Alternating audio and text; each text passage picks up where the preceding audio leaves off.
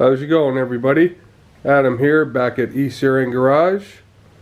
Just going to do a little video on the 380. I haven't done a second video or a first start on this thing. We missed the first start because I wasn't planning on buying it. We just were at my friend's place just see if we could get it going. It's sat for 4 years. We got it going in the third kick. It had a dead battery.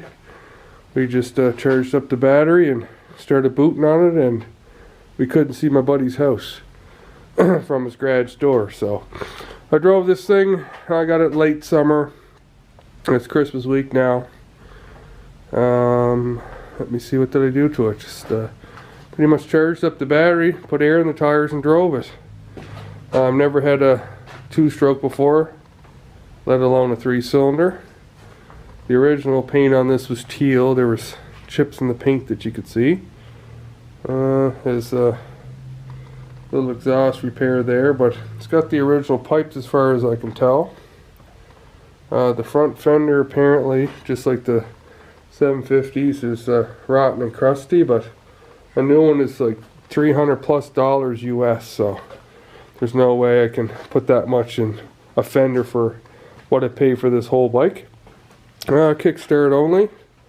The only big issue that I had was I was on a club ride for one of our barbecues, and I was about 30 kilometers from home, and the foot pedal broke off. It looked like it might have been dropped a few times on this side, and it just tore right away from the frame. So I bubble gum welded it with my Princess Auto welder, and I never went back to clean it up, but it hasn't moved or wiggled or done anything. And I put a few 100 kilometers on it since. Got some synthetic, I think it's called Defender oil or something in it. Hardly smokes at all. And what else? Drum brake, it's got a later front end on it with the disc brake, and I believe the one of the previous owners still has the original drum front end, so I'm trying to get that off of him and put that back to stock where it's a 72. I'm fine with drum brakes. It's not a 300 mile an hour rocket ship. And I lost this little reflector on that same ride that my foot pedal broke off.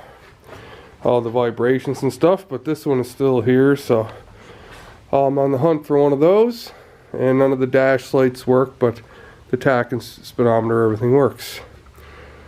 But everyone was saying when these things hit 6,000 RPMs, they wake up and start getting real fun. And it always felt like it was kind of holding back.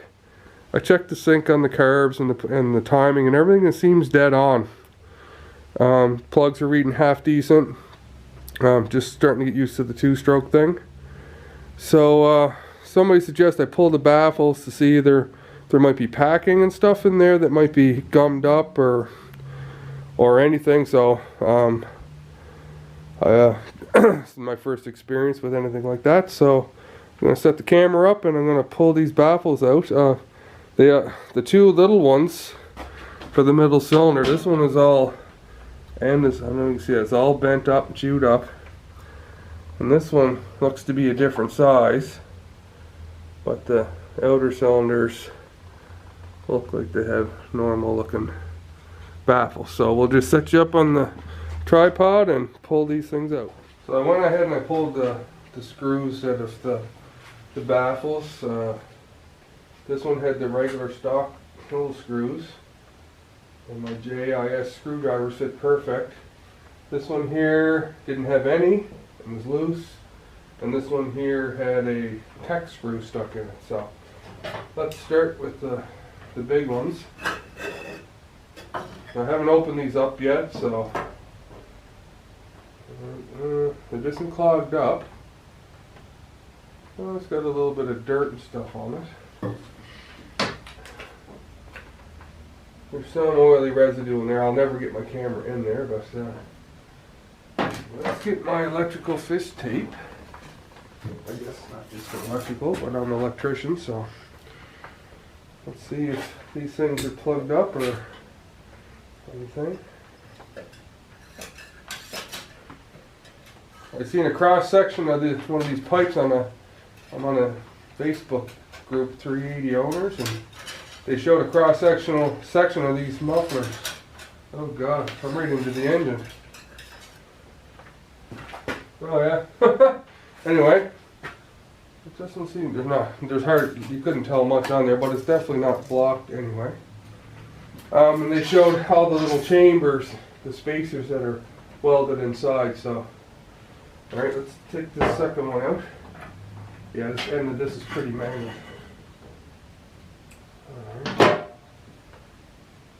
Alright. What do we have here?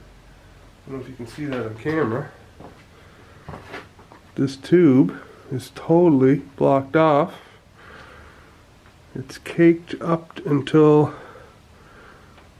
there's a couple of holes up to here, and then these holes here, there's a big chunk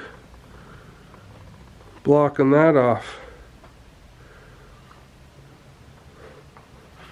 Alright, well, that might be why this thing wasn't over $6,000, wasn't really letting out like they were saying, because the whole middle cylinder would have been just breathing out of this one tube that appears to be a little smaller. Yeah, it's a little smaller than the original baffle. So that could have been, that definitely was probably holding this two-stroke back, because they're, from what I hear, they're very susceptible to their exhaust pressures and everything. Can I get this fish tape all the way in that wide pipe? Oh yeah, I'm right in the engine with that too. Yeah. Alright, so there's problem number one. It was working good, like it started really good. It's a little fussy cold starting, but I guess that's a bit normal. Once it starts, after 5 or 6 kicks, it ran really, really good. And it seemed to accelerate, but I always felt like it was holding back a little bit, like it, you could tell it kind of wanted to go, but it just was just not kind of letting loose, I guess. Alright. What is this? This is a this is a plumbing pipe. This is a copper pipe. Somebody made that and drilled all the holes, and this washer let go. And they drilled their own holes. It's not plugged though, but it's got, well, they matched the holes to the original piece, but that's homemade. Alright, so we'll look at that one. There's it looks just a little bit, it's just a little oily, but not big thick pieces, so we'll run the tape into that. Wow, that's hard to believe that was just coming out of that one reduced pipe. Oh yeah, right to the engine. And I heard some people in the club, they got some of those H2s or H1s, whatever they are, the Cowie triples. And they pull the pipes out, and I think he said he puts kerosene in them and rinses them out like every winter to get all the oil and buildup and stuff out of it. So I might do that this winter. Alright, this one here didn't have a bolt in it. And oh, there's something in that one. There's a piece of something. Let's see if I can pick that out.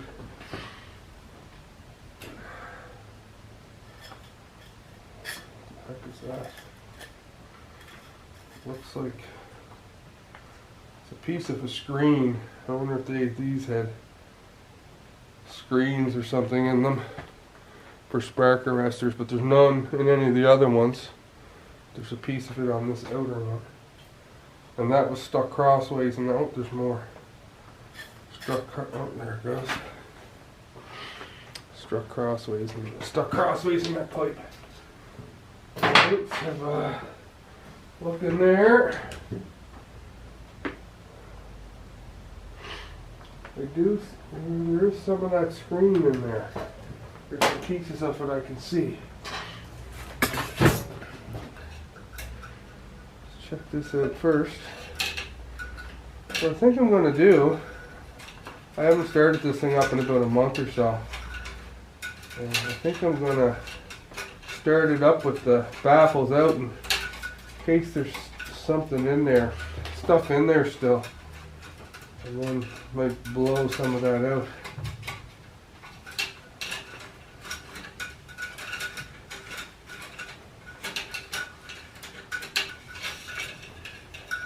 Alright, that one looks pretty good too.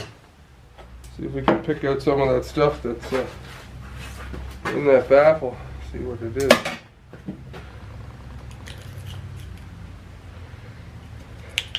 Jeez, it's almost like it's mud or something.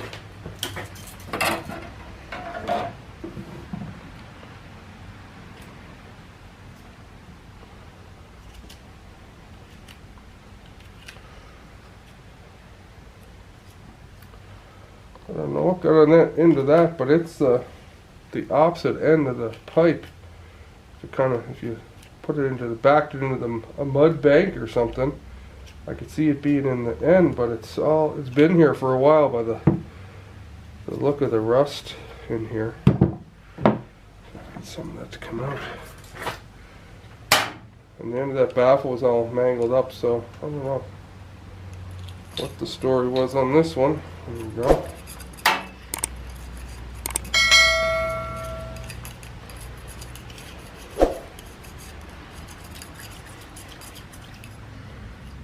She wasn't going to breathe through that, that's for sure. I can't wait to get this thing out for a ride now. Hopefully the snow, to get a day with no snow, or well, it's a little snow now, but it's everything we got is melted. It mostly rained today. Wow.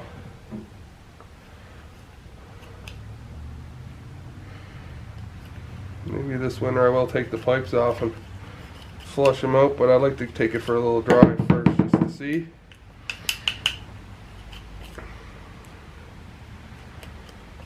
I think I can actually see through it now. Yeah, some of these holes that were drilled were totally blocked off on halfway up the pipe as well. I must say though, whoever made that copper tube, they did a really good job at replicating the baffle, even down to the washer. It just let go, but yeah. Alright, well, I'll clean that up better with some solvent, and so I'm going to run this for a bit without the baffles to see if there's anything in there that needs to be cleaned out. Alright, let's get back to starting this thing up. Pull these carbs off this winter. We'll give them a clean. I never had them off. I've literally just been putting some marble mister oil in her and driving her, so I can remember how to start this thing. Alright, a few prime kicks without the key.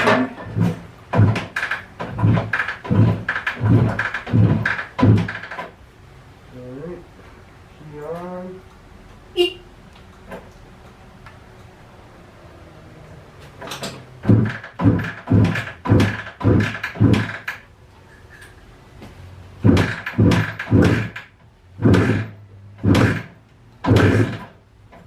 Almost.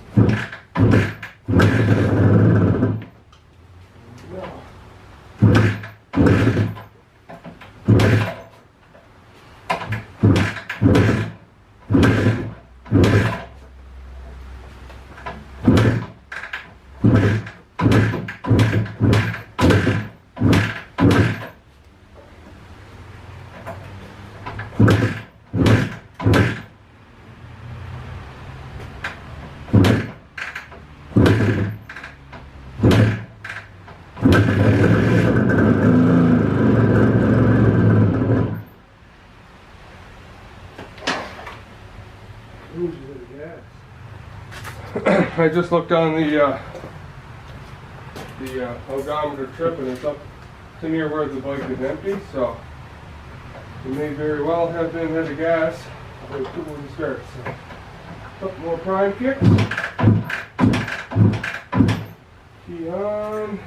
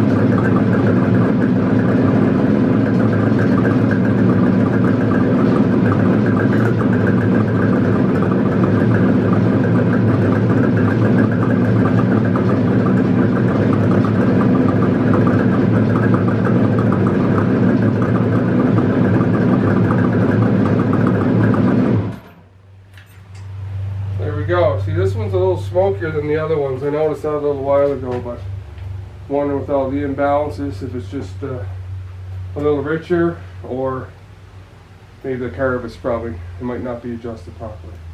Anyway, it sounds much more like a motorcycle now. I think I'm going to leave the baffles out for a little bit and run it around if we can get some winter weather, and make sure everything is blown out. Okay, get it up to temperature, and we'll take you along for the ride. See you next time. Thanks for watching. Remember to like, share, and subscribe.